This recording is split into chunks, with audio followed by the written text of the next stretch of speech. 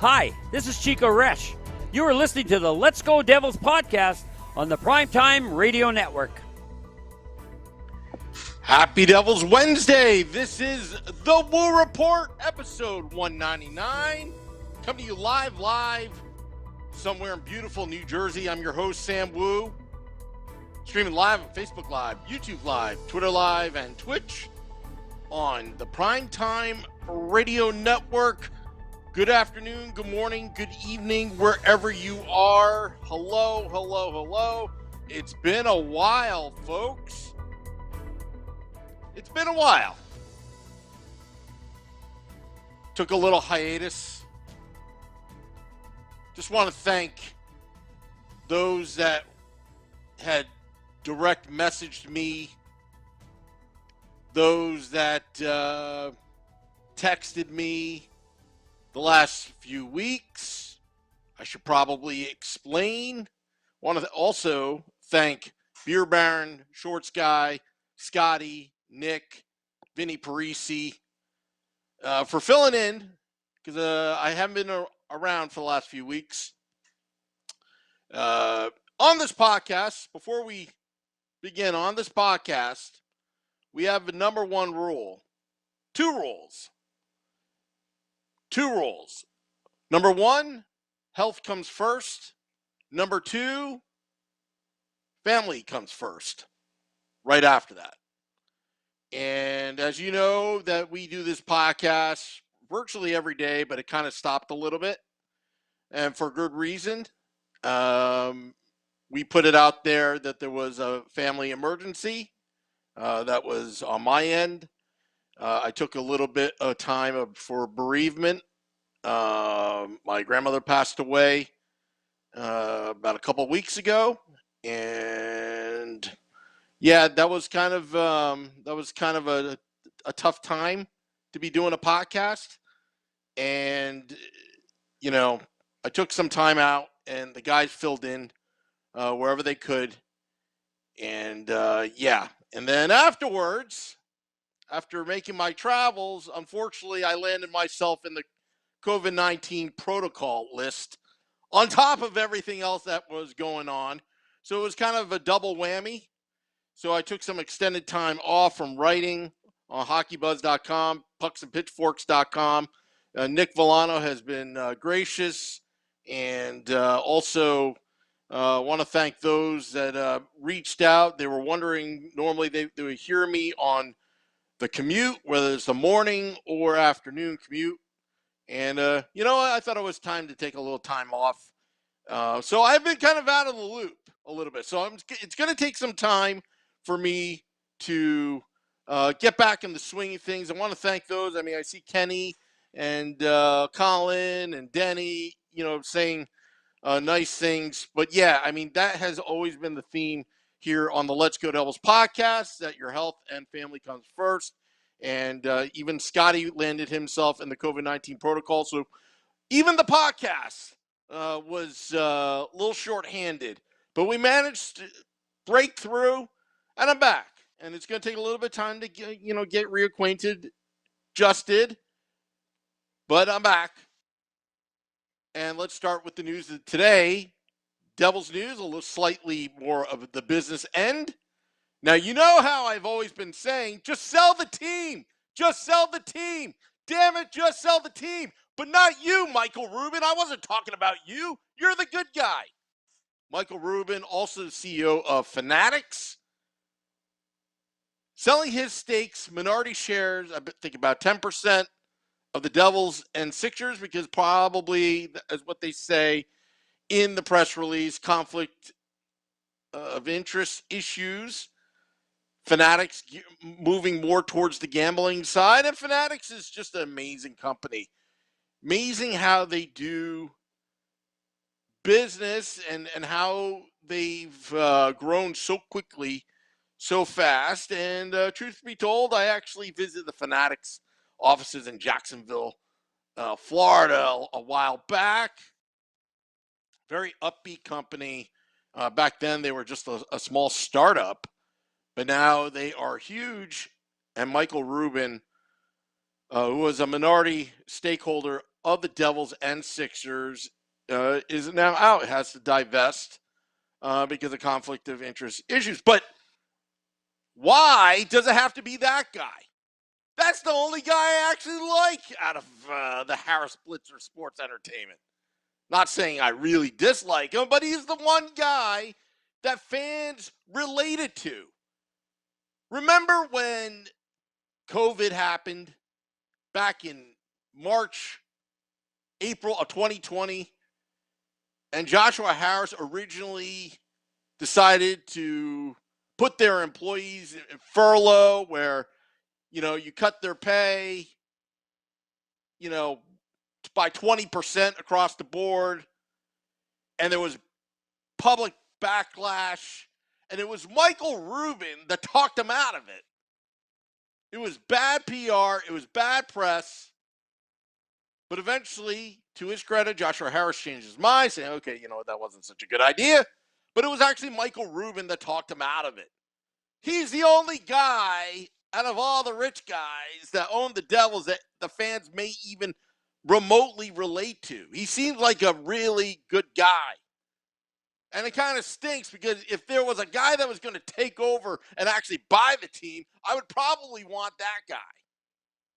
But now we're back to square one. This is all business talk. Coming back, doing a podcast for the first time in 3 weeks. Coming back from, let's just say, bereavement and the protocol. I was actually on the taxi squad in case some of the guys couldn't go. Nick Villano had to go solo last week on the State of Fan Address, which, by the way, State of Fan Address tonight, 8:30 p.m. Eastern. Nick Villano out on the road. Nick Villano coming back to New Jersey from Tampa, coming back home. Announced a couple weeks ago as the Let's Go Devils podcast, we are building behind the scenes. Don't think my little hiatus think that we don't have anything good happening here on the Let's Go Devils podcast. We'll report. Oh, no. We just took a little break. Everybody needs a little break every once in a while. Trying to keep it positive. If you haven't seen it yet, HockeyBuzz.com came out with the writers' mock draft. I participated in it. I actually wrote this about a month ago, and I'm still going to stick with it and stick to it. Logan Cooley, in my mind, is the only person that the Devils should be zoning in on and drafting. I know that there are some rumors that Montreal is looking at Slafkovsky instead of Shane Wright. What do the Devils do then? I suggest it is all in on Logan Cooley. Logan Cooley or bust.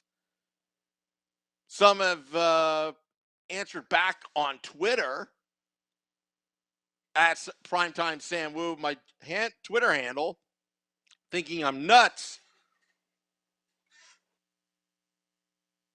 But I'm not nuts. And here's why. Logan Cooley, you have to be very picky to look at his game. And he may not be the first consensus overall pick. But you know what? I see a player that he could be having the best upside out of all the players. I know Slafkovsky stands at 6'4". A lot of people said about the Olympics, which is no slouch. But, the Olympics this past, few months ago was not exactly the Olympics of previous years. It was basically teams that were slapped together at the last second because the NHL had to pull out for safety and COVID reasons. And some people are basing on a couple of these tournaments. And again, are they a real indicator that this kid that stands at 6'4", is he going to be the next great power forward, or is he going to be Pavel Zacha deja vu for the New Jersey Devils? And you've got to ask these hard questions. I like Cooley because it's almost like Jack Hughes 2.0, or mini Jack Hughes, I should say. I think keeping that center position stocked for years to come. 1-2-3 punch instead of a 1-2 punch with Nico Hischier and Jack Hughes. If one happens to get injured, it's still a 1-2 punch. Dawson Mercer, could he be a centerman? Or I think he should be a top 6 winger. I think Dawson Mercer is very, very good. Durable so far, as we see in his young career.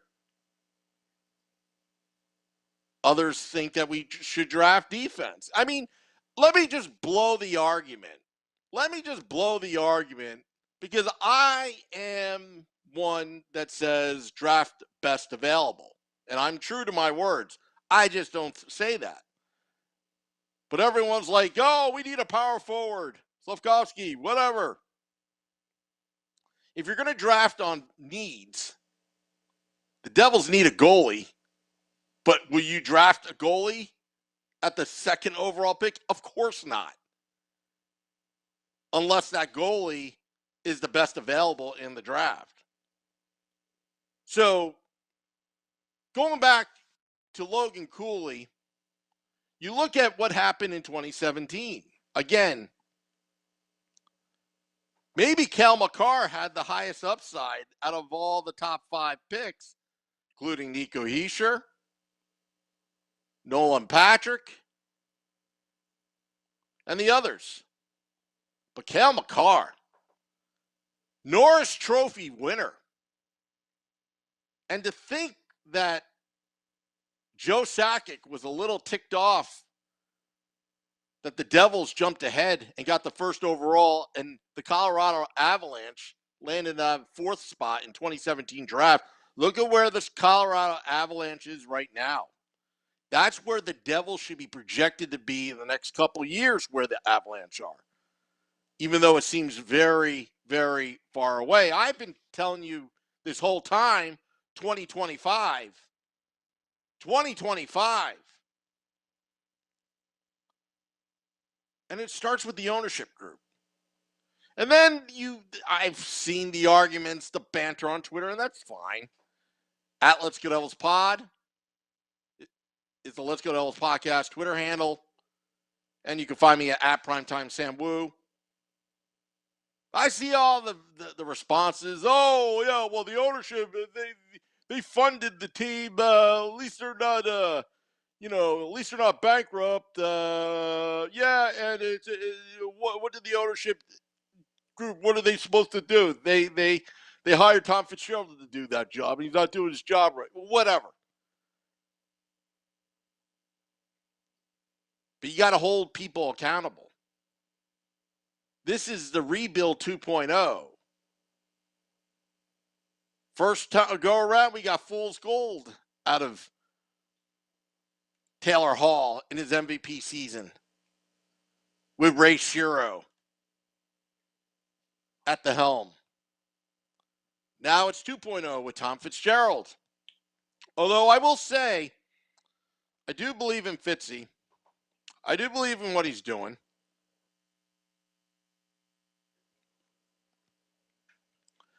But is he going to keep rebuilding and filling that pipeline, or is he going to pivot and win now? And that's the question, because at some point, we haven't seen winning other than 1 year, one lucky year where they barely got in the playoffs and got 5 games out of the Tampa Bay Lightning. It was fun when it lasted, riding on the shoulders of Keith Kincaid.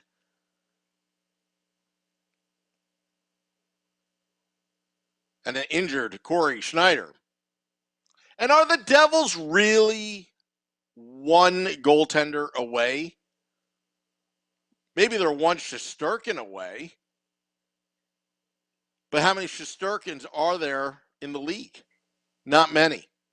Matter of fact, I think Shesterkin is on the island on his own. Vasilevsky comes in a close second, but Shesterkin is the goalie of choice right now, as it stands. Playing like Dominik Hasek, stopping everything in sight. And you can't ask Mackenzie Blackwood or any other goaltender to be doing that. You still need to play defense. And defense, they will have to play. They haven't really announced who's going to be filling in the roles of Elaine Nazardine and Mark Recchi. But you can be sure that the special teams needs to be better, not giving up shorthanded chances to the opposition. And the penalty kill needs to be better. Could they be one goaltender away? Some of the analytics people could argue that the Devils are one goaltender away. And then there's the emotional factor, giving up those timely goals, untimely goals, I should say. Those shorthanded goals are killer emotionally. They are momentum changers. You could have a 2-0 lead, be on the 5-on-3 power play and give up a shorthanded goal, and suddenly it's 2-1. And but you can't always blame it all on the goaltender. It's a team effort, and we shall see. We should see Dougie Hamilton get back into form. And if he does, Ryan Graves ups his game. That was a dynamic duo pairing till Dougie Hamilton got injured. Damon Severson, will he be a New Jersey Devil after next season? PK Subban, will he re-sign? Probably not. Luke Hughes, looking like he's going to be in college. Who else? Riley Walsh, will he come up? Ty Smith, that's going to be a big question mark. So you have to think about that, folks. You have to think about the New Jersey Devils. And Barry Friedson says the season ticket holders survey's out. Make your voice heard. Why don't we just do a little trick? If you really want to make your voice heard, and this is what I do. Here's a little trick for all you season ticket holders, or should I say Devils members that are taking the survey. In there's a spot where you can write whatever you want to write, like other. You should write, if you really care, call me at blah, blah, blah number. Thanks. Because I'll tell you what, if they don't call you, that means they didn't really care what you're talking about. That's what I do on some of these surveys. I just want to see if somebody's actually looking through the survey. Because if they see that somebody wants you to call them, that's really a litmus test to see if they really care what you think. As you're checking the boxes, the multiple choice questions. What can we do better? Do you think the value of the beers that we're selling at the Prudential? No, it's too damn expensive. But yeah, put that in there in that survey for all you season ticket holders. Make them call you.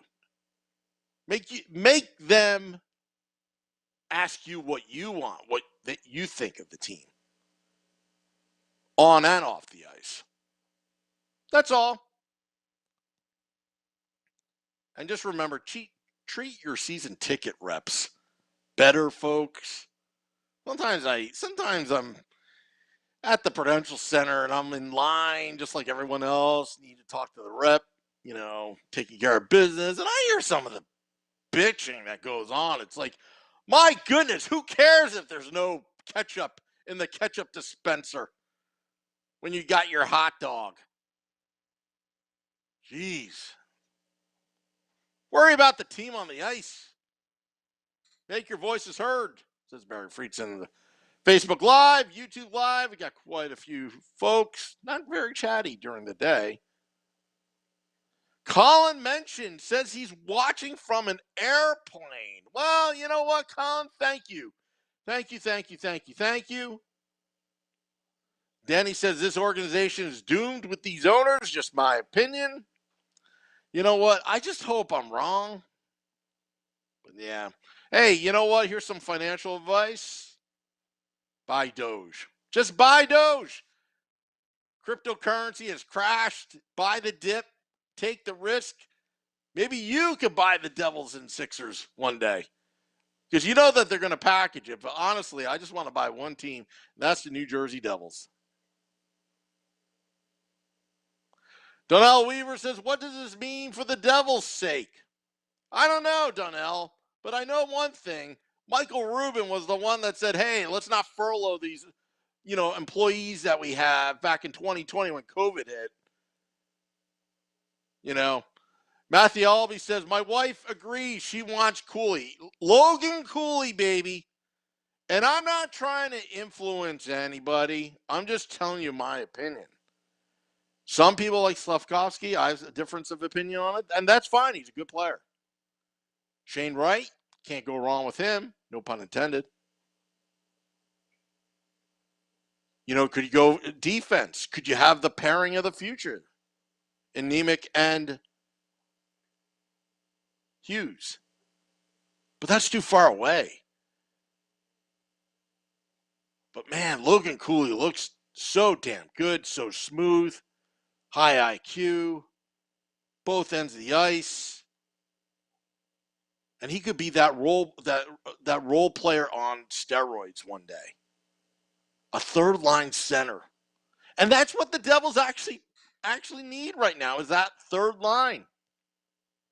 They need a lot of things. They need a power forward, which I wouldn't mind to have DeBrincat from Chicago on the team. If they can pull off that, I don't think they can, but you want a proven 40-goal scorer. There's one right there. Done it twice. Could have done it more had it been those shortened seasons because of COVID. So you need a scorer. Okay. Do you really need a power forward? I don't know. The defense is pretty big. Do you need some more beef up front? Yeah. But maybe in the top 6? Maybe not so. You tell me.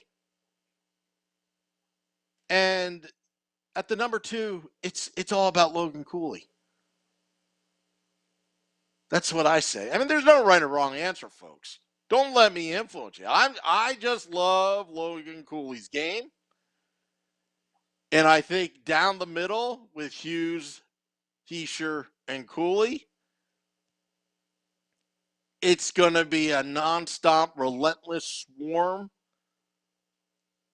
of good centermen that can play a two-way game. I'm telling you, Jack Hughes, towards the second part of the season before he got hurt, he got better defensively. He was more careful with the puck, protecting the puck.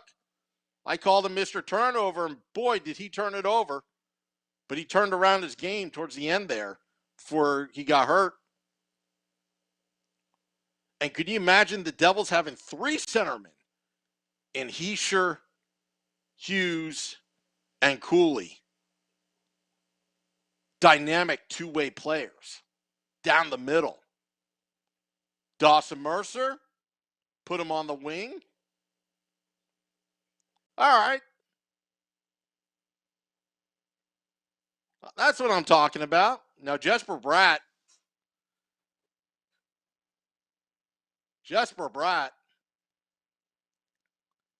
will he be a New Jersey Devil? Could he get traded? That's remained to be seen. Rody Ryan says, yes, someone who gets it. Cooley all the way. Too many unknowns with Slav. Exactly. I think it's just too risky at this point. Second overall pick. Now, if Fitzy had the second and third overall pick, okay, maybe with the third overall pick, you pick Slafkovsky. But honestly, he could be a great player, or you know what? You got yourself an Alexander Daig. You know what? Who knows about the scouting? Who knows if this is just hype for positioning to get more value out of that second overall pick? Whether Tom Fitzgerald is really going to use the pick, or is he going to flip it for a big-time power forward that's proven? Because you don't trade a second overall pick unless you get something proven and proven rightly back to the New Jersey Devils. That's what I say.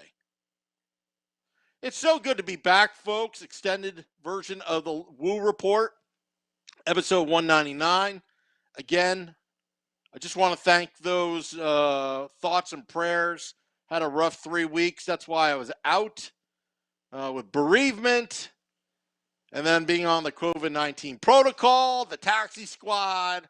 Plus, I was in no mood to be talking Devils hockey. But I'm glad I'm back.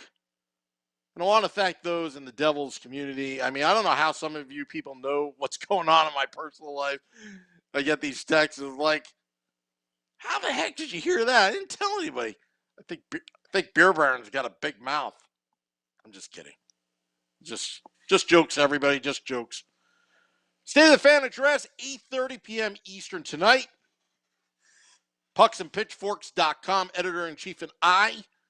Talk a bit more Devils hockey. Expect me to be on the blogging machine again.